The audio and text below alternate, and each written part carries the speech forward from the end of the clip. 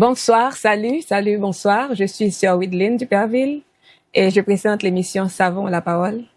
Cette émission est présentée généralement en créole et pour la première fois, on va le présenter dans une langue étrangère. Déjà, je vous dis la bienvenue et tous les samedis, c'est à partir de 5h30 qu'on présente cette émission. Je vous prie de brancher tous les samedis car vous allez apprendre beaucoup de choses. Aujourd'hui, on va apprendre sur la parabole de l'enfant prodigue ou encore, on peut aussi l'appeler parabole du fils perdu et de son frère. On va apprendre aujourd'hui ensemble, mais c'est Savons la parole. Je vous encourage à avoir votre Bible, carnet de notes, plume ou encore crayon afin que vous puissiez prendre des notes. OK? C'est vraiment important. Alors, nous allons prier pour réclamer la présence du Seigneur pendant ce temps d'enseignement. Seigneur, nous te louons, nous t'exaltons pour ta bonté et ta fidélité dans nos vies.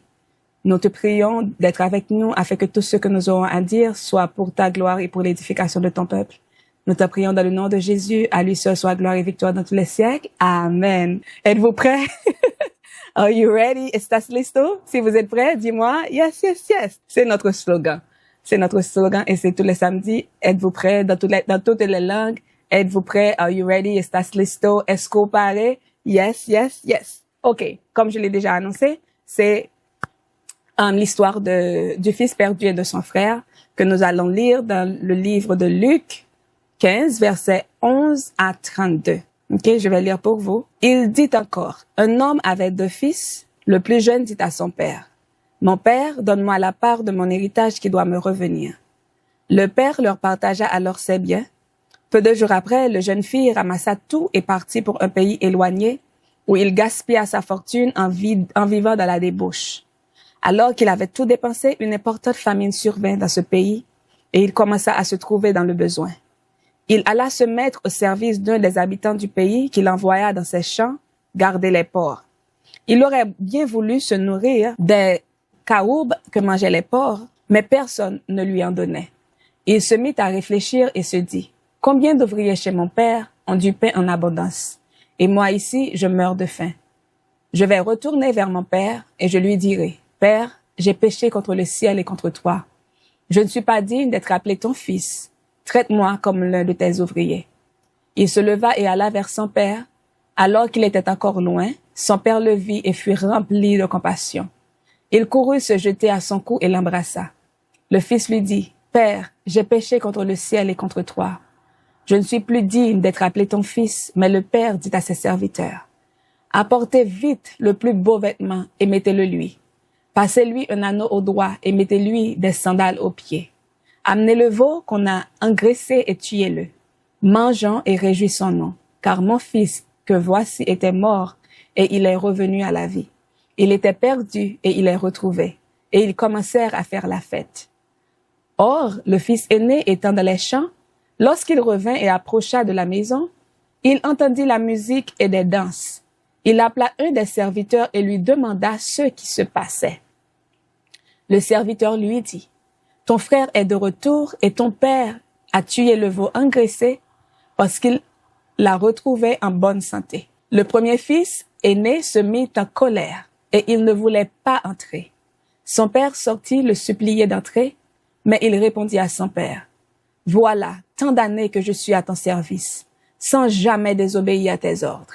Et jamais tu ne m'as donné un chevreau pour que je fasse la fête avec mes amis. Mais quand ton fils est arrivé, celui qui a mangé tes biens avec des prostituées, pour lui, tu as tué 2 veaux engraissés.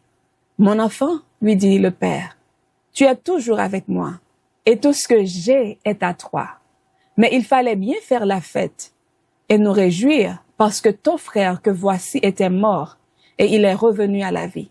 Il était perdu et il est retrouvé. » Avant toute chose, les enfants, je vais vous raconter une petite histoire que j'ai appris d'un dessin animé que je regardais quelques jours de cela avec mes filles. Il s'agit d'une famille, they call it Bug Life.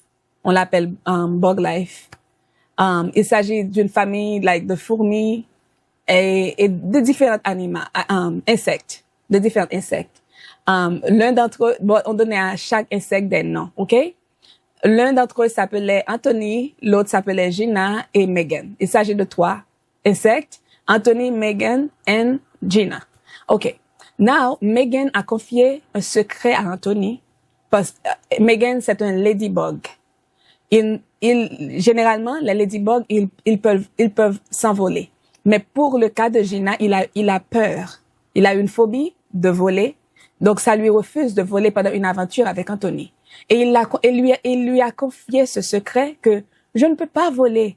Et Anthony a dit, OK, je vais garder ce secret. Mais un jour, pendant que tous les autres insectes étaient réunis, Anthony a déclaré ce qui était secret. Et Gina a été vraiment, vraiment offensée. Elle a été blessée. Elle a laissé le milieu et s'est enfermée dans un endroit parce qu'elle a été tellement blessée par la trahison d'Anthony. Et à ce moment-là, Megan était avec elle. Elle essayait de la réconforter, de la calmer. Elle pleurait. Et Anthony a frappé à la porte. Et Megan a dit, es-tu venu demander pardon à Gina? Anthony a dit non. Je n'ai rien fait. Ce n'est pas moi qui l'ai empêché de voler. Et Megan a fermé la porte et a chassé Anthony. Puis après, Anthony a réfléchi et il a réalisé, j'ai mal fait en déclarant le secret que Gina m'a confié. Je vais m'excuser auprès de Gina et je vais aussi voir comment je pourrais aider Gina. Et Anthony s'est allé, il s'est humilié devant Gina, Ladybug, et il s'est humilié devant Gina, il a demandé pardon et Gina lui a pardonné. Et après, il a appris à Gina comment voler. Et Gina a vaincu cette peur, elle a vaincu cette peur. Maintenant, Gina, Ladybug, elle était en train de voler. Donc, c'est une petite histoire. Et maintenant, concernant le pardon, OK? Concernant le pardon accordé et reçu. Now, que devons-nous apprendre de cette histoire? Avant, je vais définir le mot prodigue pour vous. Le mot prodigue, c'est une personne qui dépense son argent de manière excessive, déraisonnable et inconsidérée. Dilapidant ainsi c'est bien. Donc, si une personne n'a pas de discipline en ce qui a trait de dépenses, on l'appelle prodigue. OK? Now, dans cette histoire, on a vu que le fils a demandé à son père l'argent qui lui était dû afin qu'il puisse, pas l'argent, l'héritage qui lui était dû afin de puisse prendre sa liberté. C'est ce qu'il a fait. Et le père n'a pas riposté, il lui a donné son argent, la part de son héritage et il a laissé la maison. C'était un très mauvais acte. L'action qu'il a posée signifie, papa, tu vis trop longtemps. Je pensais que j'allais avoir mon héritage un peu plus tôt, puisque tu vis un peu trop longtemps, je veux avoir mon héritage maintenant. C'est une façon de dire que je souhaiterais que tu mourrais. C'est une façon de le dire. C'était tellement grave, OK? Donc, le père n'a pas été content de lui donner sa richesse, mais il lui a donné parce qu'il l'a demandé. Et il est allé, il a dépensé tout ce qu'il avait et maintenant, la pauvreté a frappé à sa porte. Il allait chercher un travail. Finalement, il a trouvé quelque chose avec les porcs. Il ne pouvait pas manger parce qu'on le surveillait. Il ne pouvait pas manger la nourriture des porcs parce qu'on le surveillait. Et puis finalement, il a réfléchi et il a décidé de retourner chez son père. C'est un résumé de l'histoire. Maintenant, que devons-nous apprendre? La repentance est vraiment importante pour tout chrétien. Il est vraiment important de repentir quand on fait quelque chose de mal. Quand on reconnaît ses péchés, reconnaissance du péché, c'est-à-dire admettre ses méfaits au lieu de les dissimuler. Pour ce garçon, il n'a pas dissimulé son péché. Il l'a admis. Oh, j'ai péché contre mon père. Je ne suis pas digne d'être appelé fils. Je vais lui demander pardon et je vais lui demander de m'accepter comme l'un de ses serviteurs au lieu d'un fils. OK? Now, il a eu un remords sincère. Un remords sincère, c'est un esprit brisé. Yes. Il a eu un esprit brisé et une profonde douleur d'avoir offensé son père. Et il a décidé de changer ce qu'il a fait. Ce changement concret était d'abandonner la voie du péché et il a pris des mesures pour réparer ses torts en allant chez son père, en lui demandant pardon. Et c'est ainsi que la réconciliation a été venue. La réconciliation, c'est de revenir à son père et de se confier à lui en demandant sa miséricorde. Donc, c'est ce qu'il a fait. Alors, que devons-nous apprendre de cette histoire? À travers cette parabole, Jésus veut nous montrer que Dieu, le Père, est très compatissant et miséricordieux. Il recueille son Fils même après tout le mal commis. Et il nous encourage à abandonner nos mauvaises voies. Comme il est dit dans Ésaïe 55, verset 7, que le méchant abandonne sa voie et l'homme d'iniquité ses pensées, qu'il retourne à l'Éternel qui aura pitié de lui. À notre Dieu qui ne se lasse de pardonner. Nous servons un Dieu qui ne se lasse pas de pardonner. Quand on a péché, il nous est avantageux de courir dans les bras de ce Dieu-là afin qu'il nous pardonne. C'est la première leçon qu'il faut apprendre de cette histoire. Et la deuxième leçon, avant la deuxième leçon, il y a un verset dans le psaume 103, verset 10 à 14 que j'aime beaucoup, 10 à 13 que j'aime beaucoup. Il dit, il ne nous traite pas selon nos péchés, il ne nous punit pas selon nos iniquités. Mais autant les cieux sont élevés au-dessus de la terre, c'est autant sa bonté est grande pour ceux qui le craignent. Autant l'Orient est éloigné de l'Occident, c'est autant qu'il éloigne de nous nos transgressions. Comme un père a compassion de ses enfants, l'Éternel a compassion de ceux qui le craignent. C'est pourquoi quand on a péché, quand on pêche, les bras de Dieu sont ouverts à nous attendre. L'essentiel, c'est de courir dans ses bras et de demander pardon. Et la deuxième leçon qu'il faut apprendre de cette histoire, c'est qu'il faut aussi prendre une décision quant au péché. Par exemple, l'enfant prodigue, il n'a pas dit, oh, j'ai péché, bon, je vais rester là. Que puis-je faire? Je ne vais rien faire. Non, il a réfléchi et a agi. Son action a été de décider de retourner chez son père et de demander pardon. Et c'est ce qu'il a fait. Quand on pêche, on ne doit pas demeurer dans notre péché en dissimulant notre péché ou encore en nous battant la tête, sous prétexte que Dieu ne va pas nous pardonner, mais il faut courir quand ses bras sont ouverts. Il nous attend, ok? Il faut prendre la décision de quitter le péché et de retourner vers Dieu.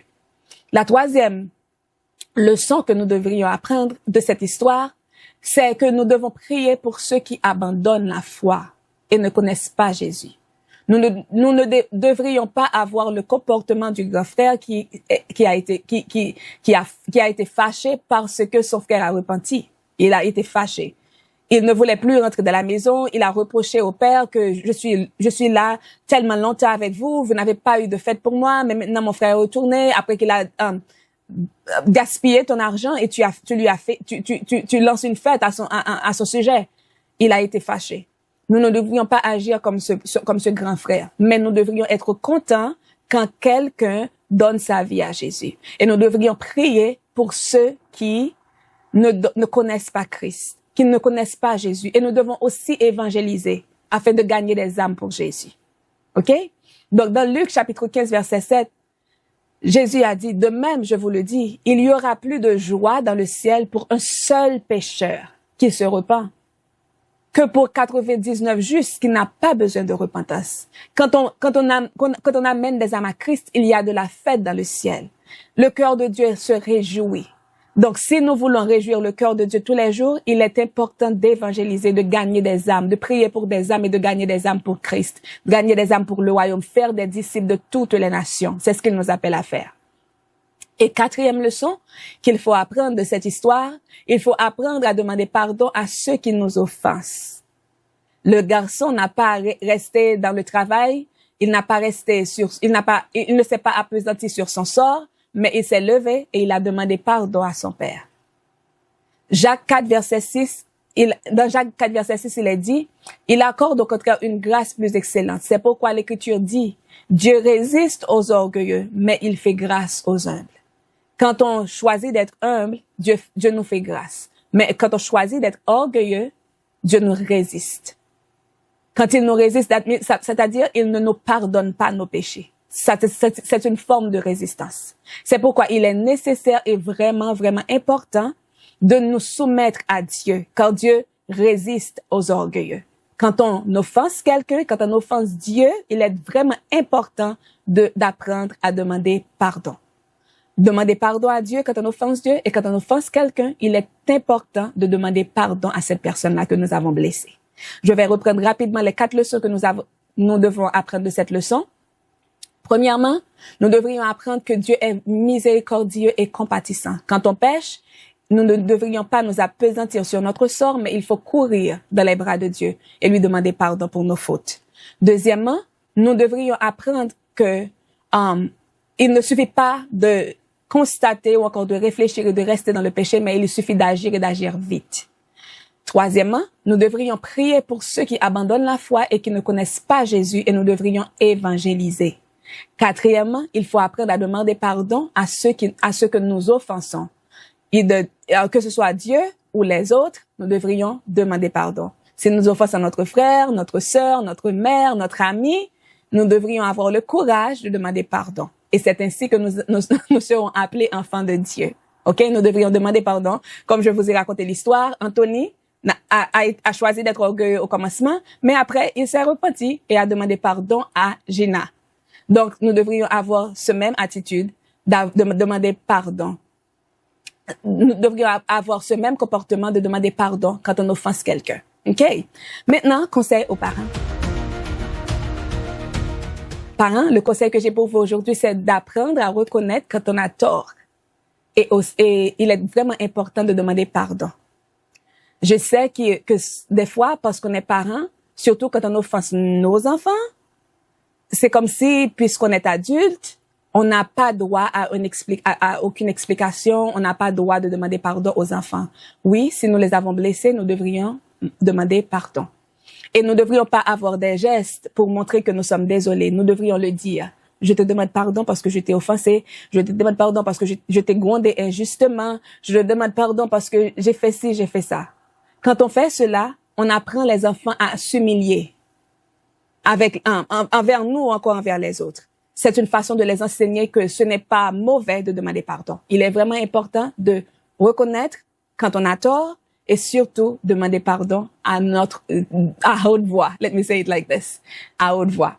Donc, encore une fois, c'était Savons la parole. C'était la sœur Widlin. J'espère que je vais vous retrouver encore une fois samedi prochain, Dieu voulant. Que le Seigneur vous bénisse. Prions ensemble. Seigneur, nous te louons, nous t'exaltons. Pour l'émission de ce soir, nous te prions d'être avec nous, de nous garder, de nous protéger et de nous aider à serrer cette parole dans notre cœur, comme David l'a dit, afin de ne pas pécher contre toi. Aide-nous, Seigneur, afin que nous puissions vivre ta vie et vivre pour toi et pour toi seul. Nous te prions dans le nom de Jésus. À lui seul soit gloire et victoire dans tous les siècles. Amen. Bye bye. À la prochaine. Bye bye.